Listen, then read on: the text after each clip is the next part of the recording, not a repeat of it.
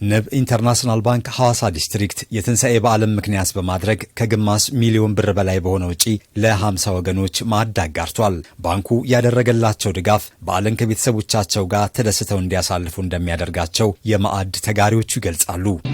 እኔ ልጄ ኦፕሬሽን ሆነ ከሷ ጋር ነው ያለው። እኔ ያንን አላሰብኩ። ዶሮ አገኛለሁ ብዬ እንቁላል አገኛለሁ ብዬ ዘይት አገኛለሁ ብዬ አላሰብኩ። ደስ ብሎኛል። ለዚህ ለበዓል መዋያ አልነበረኝም። ልጆቹም ብዙ ሀሳብ ውስጥ ነበርኩኝ።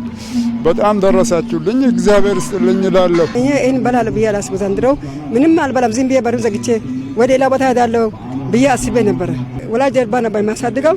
ዶሮ አተርጂ ማለት ስላሴ ከሰጠ አርዳለሁ አልኩት፣ ግን ሰጠኝ፣ አርዳለሁ። አሁን እንደዚህ ደግሞ ባንክ ቤቱን በየዓመቱ ለእኛ የሚያስቡት እነሱን ግራ ቀኝ እግዚአብሔር ይጠብቃቸው፣ ያልታሰበ ሲሳይ ይስጣቸው።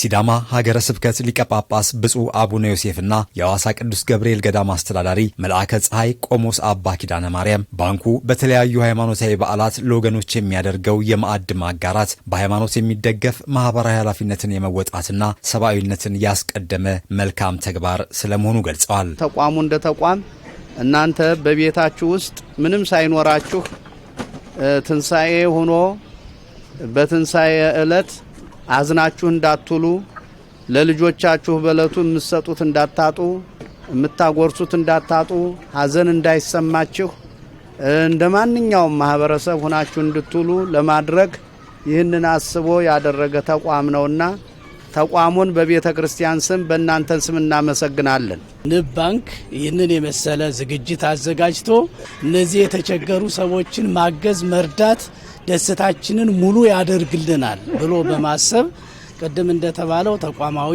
ኃላፊነቱን፣ ሰብአዊ ኃላፊነቱንና ሃይማኖታዊ ኃላፊነቱን በመወጣት ይህን የመሰለ ነገር አዘጋጅቷልና ይህንን ያዘጋጀልንን ያቀረበልንን የንብ ባንክን ያው ንብ ባንክ የሚለው ተቋም ነው። በዛ ውስጥ ያሉ ሰራተኞችን ከዳይሬክተሩ ጀምሮ እግዚአብሔር አምላክ በጸጋ ይጠብቅልን። ንብ ኢንተርናሽናል ባንክ የተለያዩ ሃይማኖታዊ በዓላትን ጨምሮ በሌሎችም ሰብአዊ ድጋፍ በሚሹ ተግባራት ላይ በመላ ሀገሪቱ ማህበራዊ ኃላፊነቱን እየተወጣ መሆኑን የገለጹት በንብ ኢንተርናሽናል ባንክ የሐዋሳ ዲስትሪክት ዳይሬክተር አቶ ሸጋው ጌትነት ባንኩ የትንሣኤ በዓልን ምክንያት በማድረግ ከግማሽ ሚሊዮን ብር በላይ በሆነ ወጪ ለ50 ወገኖች ማዕድ ማጋራቱ የማህበራዊ ኃላፊነትን የመወጣት አንዱ መገለጫ መሆኑን ገልጸዋል።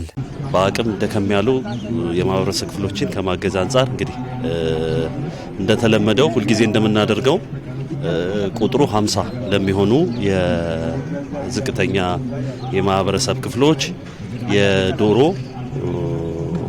የ5 ሊትር ዘይትና እንቁላል መግዣ በዓሉን በደንብ እንዲያከብሩ ይሄን አድርገናል።